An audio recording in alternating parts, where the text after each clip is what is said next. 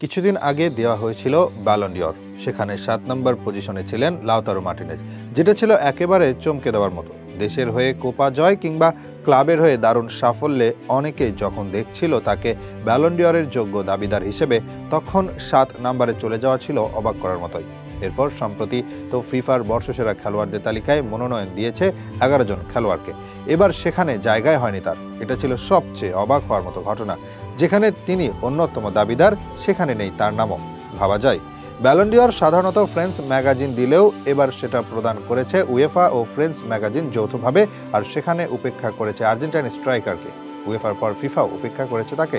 তারা তো জায়গাও দেয়নি এই খেলোয়াড়কে। তবে এই দুই জায়গা হতে তিনি উপেক্ষিত হলেও যেখানে শীর্ষে থাকার কথা ছিল ও পুরস্কার পাওয়ার কথা ছিল, সেখানে ঠিকই বাগিয়ে নেন পুরস্কার। এবার দুটি পুরস্কার হাতে তুলে দেওয়া হয়েছে তার হাতে। গত মৌসুমে ইন্টার মিলানকে সিরি এ শিরোপা এনে দিতে সবচেয়ে বেশি ভূমিকা ছিল লাউতারোর। এমনকি লিগে সবচেয়ে বেশি গোলও করেন তিনি। দুর্দান্ত এক মৌসুম কাটানোর পর গোল্ডেন বুট নিশ্চিত হয় তার। করেছিলেন ২৪টি গোল।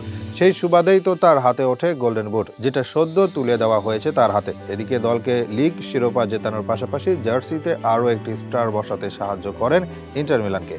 লিগে যে সবচেয়ে বেশি গোল করেই থেমেছিলেন তাই কিন্তু নয়, তার পারফরমেন্স ছিল নজর কাড়া। তার গোলের গুরুত্ব ছিল অপরিসীম, আর সে কারণেই তো সিরি এতে সবচেয়ে মূল্যবান খেলোয়াড়ের পুরস্কারটিও বাগিয়ে নেন তিনি। এই দুটি পুরস্কার তুলে দেওয়া হয়েছে তার হাতে, যা যোগ্য হিসেবে জিতেছেন এই স্ট্রাইকার। ক্লাবের হয়ে ভালো খেলার কারণে সিরি এ তাকে পুরস্কার তুলে দিয়েছে, অথচ ক্লাব ও জাতীয় দলের হয়ে দারুণ খেলার কোনো পুরস্কার তিনি পেলেন না। রদ্রি ও ভিনিকে নিয়ে চলেছিল বেশ আলোচনা। শেষ পর্যন্ত রদ্রির হাতে ওঠে ব্যালন ডি'অর, অথচ ক্লাব ও দেশকে তার চেয়েও বেশি কিছু দেন লাউতারো। টপ স্কোরার ছিলেন সিরিয়াতে, টপ স্কোরার ছিলেন কোপা আমেরিকায়।